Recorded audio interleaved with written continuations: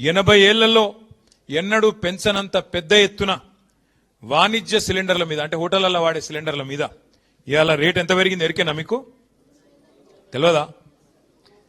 ఎగ్దం ఒకటేసారి 993 అంటే 1000 రూపాయలు 1000 రూపాయలు ఒక సిలిండర్ మీద పెంచి సామాన్యుడి నడ్డి విరిచి ఆ హోటళ్లలో పనిచేసే కార్మికులందరికీ ప్రధానమంత్రి గారు మేడే కానుక ఇచ్చిండు మీ అందరికీ.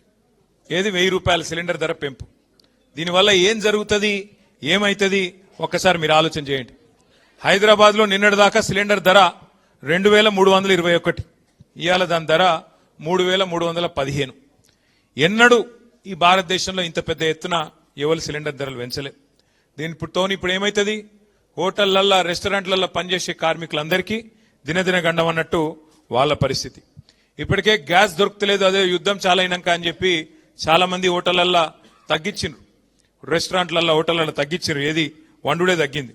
కానీ వాళ్ళ సామాన్యుడు ముఖ్యంగా లక్షలాది మంది పిల్లలు హైదరాబాద్లో బ్యాచిలర్లు ఇక్కడ ఐటీ ఉద్యోగాలు చేసుకుంటూ ఇతర ఉద్యోగాలు చేసుకుంటూ హోటళ్ల మీద మెస్సుల మీద ఆధారపడేటోళ్ళు ఉంటారు. వాళ్ళందరికీ ఇలా ఇబ్బంది, వాళ్ళందరికీ మరి ఆహారం ధర పెరిగిపోతుంది. అట్లాగే కేవలం వాణిజ్య సిలిండర్లు మాత్రమే కాదు, 5 కిలోల చిన్న సిలిండర్ల మీద కూడా ధర పెంచిండ్రు. 261 రూపాయలు దాని మీద కూడా పెంచిండ్రు. దాంతో ఏమవుతుంది, నిత్యావసర వస్తువులు ధరలు అవి మళ్ళీ ఒక్కసారి పెరిగిపోయే ప్రమాదం. ఇప్పటికే మీకు తెలుసు రూపాయి విలువ పాతాళానికి పోతా ఉన్నది. ఇంకో దిక్కు సిలిండర్ల ధర ఆకాశంలోకి పోతున్నది.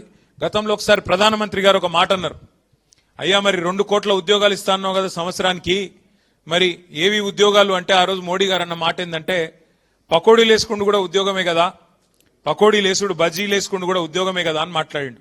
కానీ అలా పకోడీలు వేసుకుందామంటే కూడా వేసుకోలేని పరిస్థితి ఈ సిలిండర్ల ధర పెంచి వాళ్ళని కూడా చావగొట్టిన ఘనత కేంద్ర ప్రభుత్వానికి దక్కుతా ఉన్నది. అట్లాగే ఇంకొక మాట కూడా మనం ఈ సందర్భంగా విజ్ఞప్తి చేయాలి. ఇది మీకు ఎందుకు చెప్తా ఉన్నా అంటే సాధారణంగా ఎన్నడూ ఏ ప్రభుత్వం చేయలేదు ఇట్లాంటి పని, ఇవాళ ఈ కేంద్ర ప్రభుత్వం చేస్తూ ఉన్నది. ఇప్పటికే ముడి చమురు ధరలు పెంచి దాని మీద సెస్సులని తుసులని ఇంకోటని వేసి 65 రూపాయలకు దొరికేదాన్ని ఇప్పుడు దగ్గర 110-125 రూపాయలకు పెంచినారు పెట్రోల్ డీజిల్. దాంతో రేట్లు అన్ని పెరిగినాయి.